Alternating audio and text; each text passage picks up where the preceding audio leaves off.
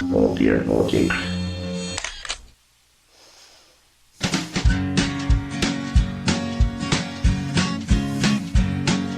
The Pope takes a poop and the President too, and the fancy Grand Banker in his three-piece suit. The big fat general and all of his troops. The truth of the matter is everybody poops.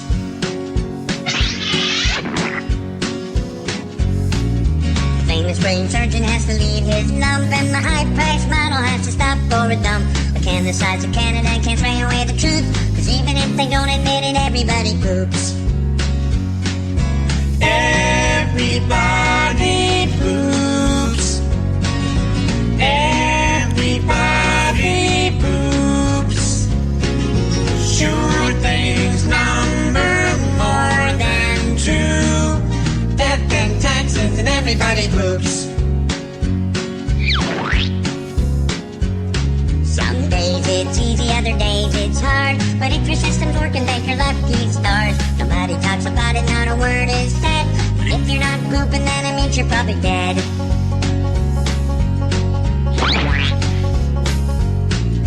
The destitute and homeless have to do it, it's true. But even all the wealthy people gotta make do. And if you live long enough, it's happening to you. Sooner or later, everybody poops. Everybody poops. Everybody poops. Sure things number more than two. Death and taxes and everybody poops. Death and taxes and everybody poops. Death and taxes and everybody poops. Doobie-doo. Good morning, everyone. Welcome to my show. I had to play that because it's just been a lousy week, and I found that song late last night, and I have to play that for my brother, my baby brother. He passed away this past week, so I've been trying to keep myself up and going because it's been such a sad week. So I found that, and it just kind of makes me laugh, and it just kind of, I don't know, brighten my day. My brother died of a massive coronary blockage, and they found him in his car here in Florida. We've been having a lot of bad heat, and he's a young person, younger than me, 7 years younger than me, and so it's been devastating, really devastating. And so next week we have the services where his daughter has gotten a hold of his old church, and they're going to have a service. But there's a couple of funny things that have happened since we found out. I've been speaking to my mom. She's 88 years old, and they've been trying to make arrangements because he doesn't have a burial place here in Florida, that they're going to ship his ashes back home to New York and in Marcellus, where my grandfather has a plot. And my mother was explaining to me that she had to sign some paperwork so they could put his jar, in quotation marks here, his jar into the ground. And the first thing I thought of, being a farmer, granddaughter or daughter or whatever you want to call it, jar is when we used to pickle and preserve and can vegetables, fruits, and made cucumber pickles and stuff like that. So the first thing that come to my mind was a mason jar. And so I had to explain to my mom. I said, "Mom, they're not jars, they're urns." She says, "Well, I don't know. I don't know what you mean. The jars go in the ground." And I said, "Mom, it's not kimchi where you put it in the ground and you let it ferment. I said, it's an urn that you place into the ground, like you were burying, like in a funeral. But it made me laugh because the first thing that came to my mind was a mason jar where you would put it into your pantry or you would put it into your cellar and put it up on the shelf, and you have all these jars labeled with peaches and green beans and all kinds of stuff, and then all of a sudden you see down at the last shelf on the end, my brother's name was Doug, and you'll see this, jar, this mason jar of ashes with my brother's name on it.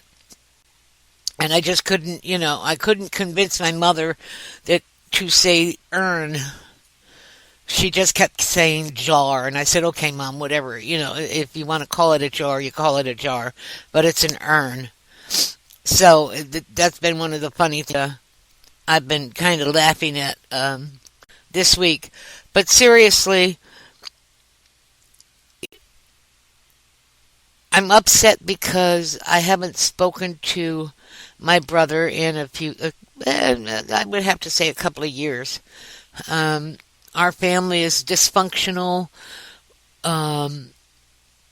We don't talk. This one's mad at this one. This one's mad at this one. I'm not going to talk to that one. That one can go to where. My brother and I, we did not speak, even though I think we were neighbors, for all I know. We lived in the same area. I think I saw him once, and we spoke, which was good. That was okay. But still, there were some things that I wanted to talk to him about, and now it's too late. I can't do it. I wanted to tell him I'm sorry, but then I wanted to say I forgive you, and that I hope one day that he would forgive me. But it's too late. So guys, if you have a family member that you're upset with out there, put it behind you. Just throw it away.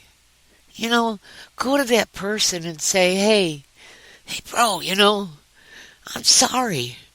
I love you. Let's talk about it. Or let's not talk about it. Let's just forget it. Let's put it behind us. Let's throw it away. It's old news. It's old stuff. Forget about it. That's what we need to do. Ourselves back together again from where we were, because we are starting to separate ourselves from our families and from our friends. And you know what?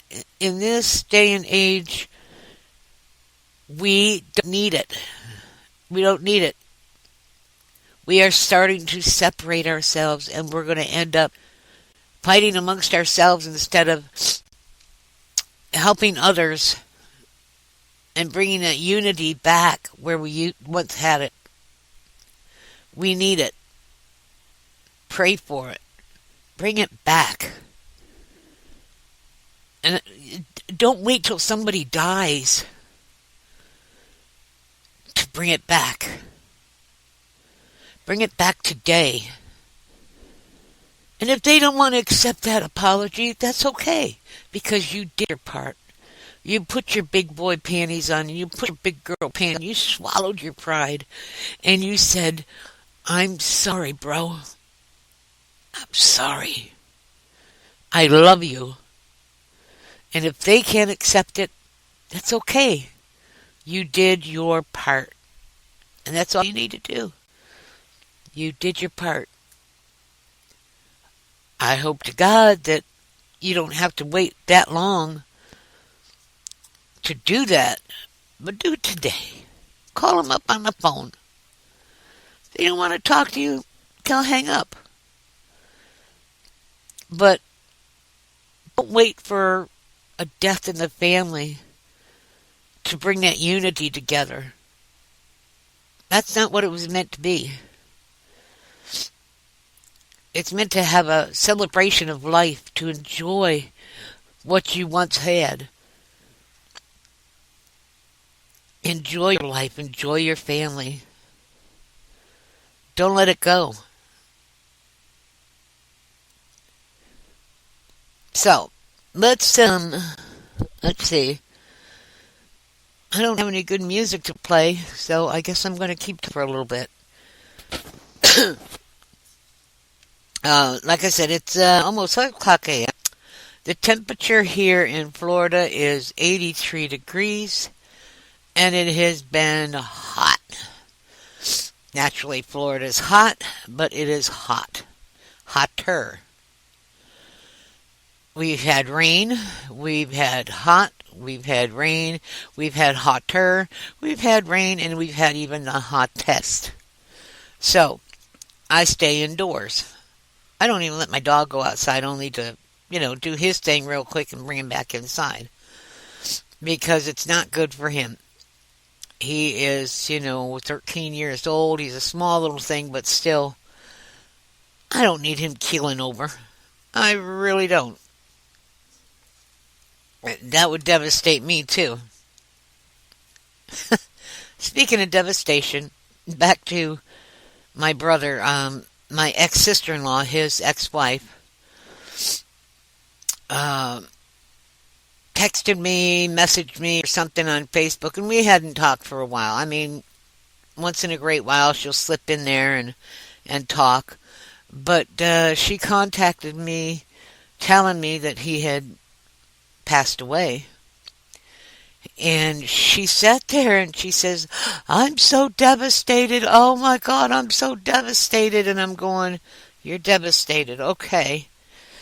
Oh, my daughter shouldn't have to go through this by herself. She's got enough on her plate. That's okay. I'm here. If she needs me, she can call me. I'm here. I'll help with what I can." And she continued to say how devastated she was. My point is, God love my sister-in-law, but you weren't devastated 2 years ago when I spoke to you, when you were putting him down like a dead dog. You were naming him every name in the book on how no good he was. But today you're devastated. I'll tell you why you're devastated. Because you're not going to get that alimony check anymore. Bingo! There you go. No more money. Even what he owed you from the past, you ain't getting it. Sorry about your luck. You ain't getting it. No more. You had 2, 3 kids with him. You hounded him for money. He paid you the best way he could. Yeah, he got behind a little bit. But right now, you ain't getting squat. Nil. Nada. Nothing. I hate to sound that way, but don't tell me you're devastated because he's gone. The only reason you are devastated is because you're not getting that $1,000 check from him every month. So, that puts that in a nutshell. My neighbors. They're so cool. I love them to death. They've been supporting me during this time. And the other day, both my neighbors came in and they had this bundle. I mean, I don't mean, just a little thing of flowers. They gave me a whole armful of flowers. I'm going, what the heck have you got? What are you doing? Oh, we just wanted to tell you we love you. I said, I've known this. But what are you doing? I don't have enough vases to put these in. I had to go out and get water jugs to put them in. I had to cut them up, Cut them up. And looks ugly, but I appreciate everything my neighbors are doing for me. Everything. Even my neighbors that have gone north for the summer. They text me, they call me. I have their support, and I appreciate every single thing they do. So appreciate what you have. Love those people who love you. Don't let that love go. Nope. Don't let it go. Do not let it go. Keep it. Keep it right inside. Something happens to you, you can take it with you. You can take it with you. I'm also thinking, that my father is passed, my grandfather's passed. My grandmother on my father's side has passed. My grandmother on my mother's side has passed. We never met her. And my grandfather on my father's side has passed, and his father's passed. There's been so many people that have passed, and I sit here and I keep saying to people, I'm jealous. I am really, really jealous. Because he gets to go to those pearly gates. He gets to go see these people that I have not seen, or he has not seen in years, and go up there and talk to them, see them, reminisce with them, tell them how bad we are down here on this earth.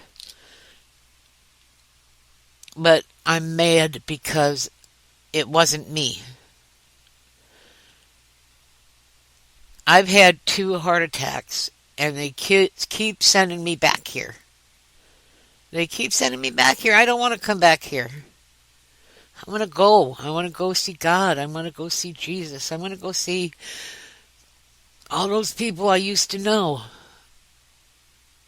But my baby brother, he got to go see him.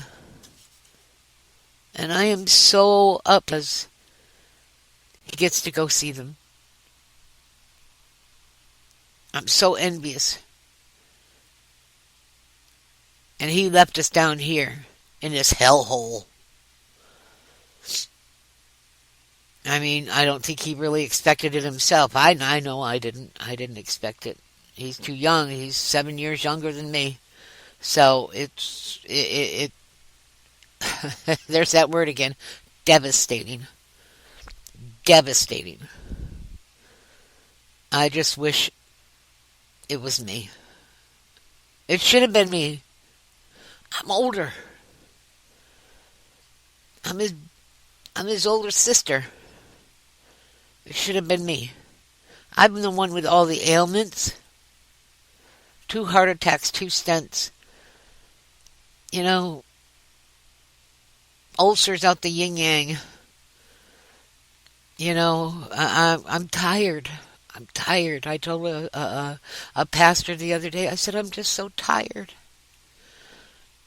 I said, but he won't take me.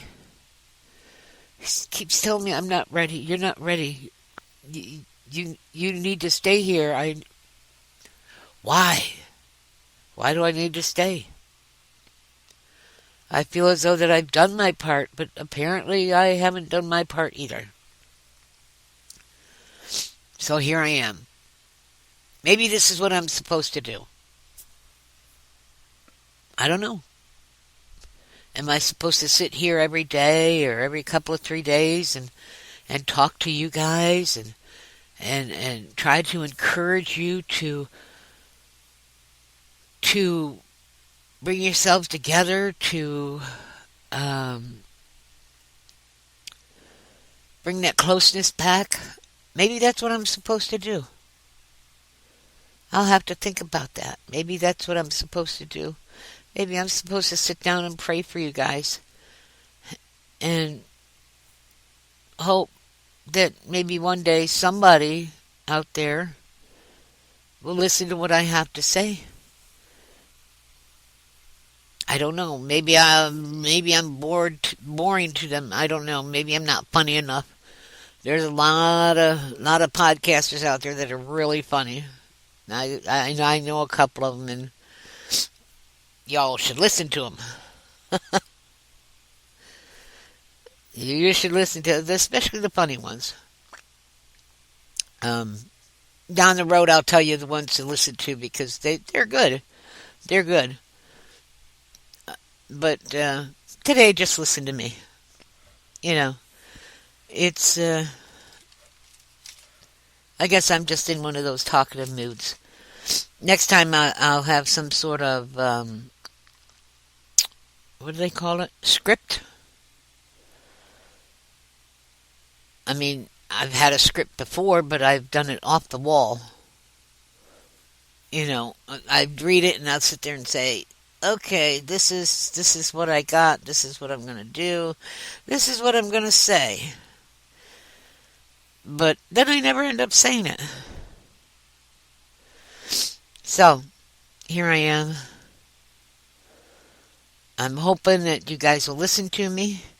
I see I've been out there in 4 places. I've been all the way out to Belgium out there. Wonderful. That's wow. You know, I've never been to Belgium. Now I can say I've been to Belgium.